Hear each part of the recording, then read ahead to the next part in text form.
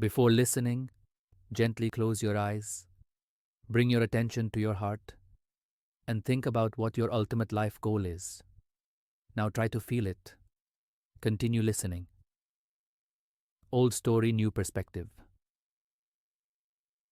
Yes, it is the same old story of the tortoise and the hare, but today we revisit it from a new perspective. Everyone, all over the world, relates to this story from the same perspective, that a slow but steady runner, like the tortoise, wins the race on the basis of his perseverance and dedication. But no one ever bothered to ask the hare his side of the story.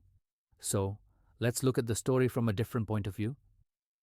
I met the hare and sat down with him for a heart-to-heart talk. This is what he had to say after we spent the better part of a balmy summer afternoon getting to know each other. It was a wonderful experience to hear him. Yes, I am the hare who lost. No, I did not get lazy or complacent. Let me explain. I was hopping over the meadows near the hills and looked back to realize that the tortoise was nowhere to be seen. Assured that I was ahead in the race, I decided to take a short nap under the large banyan tree near the pond. The anticipation of the race had kept me up all night. For days, that old silly tortoise had boasted about his ability to plod for hundreds of miles without stopping. Life is a marathon, he used to say, not a sprint. I wanted to show him that I could run both far and fast. The shade of the tree was like an umbrella. I found an almost oval rock, covered it with grass, and turned it into a makeshift pillow. I could hear the leaves rustling and the bees buzzing. It felt they were collaborating and even conspiring to put me to sleep, and it didn't take them long to succeed.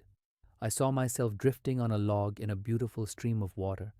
As I came near the shore, I found an old man with a flowing beard sitting on a rock in a meditative pose. He opened his eyes, gave me an all-knowing smile, and asked, "Who are you?" "I am a hare. I am running a race." "Why?" "To prove to all the creatures in the jungle that I am the fastest."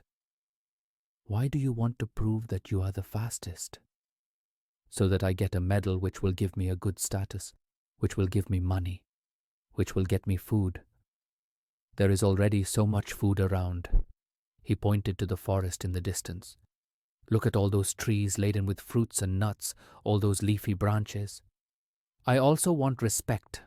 I want to be remembered as the fastest hare who ever lived," I said. "Do you know the name of the fastest deer, or the largest elephant, or the strongest lion who lived 1,000 years before you? No. Today you have been challenged by a tortoise. Tomorrow it will be a snake. Then it will be a zebra. Will you keep racing all your life to prove that you are the fastest?" I didn't think about it. I don't want to race all my life. "What do you want to do?" "I want to sleep under a banyan tree on a makeshift pillow while the leaves rustle and the bees buzz. I want to hop over the meadows near the hills and swim in the pond." "You can do all these things this very moment. Forget the race. You are here today, but you will be gone tomorrow." I woke up from my sleep. The ducks in the pond looked happy. I jumped into the pond, startling them for a moment. They looked at me quizzically and asked, "Weren't you supposed to be racing with the tortoise today?"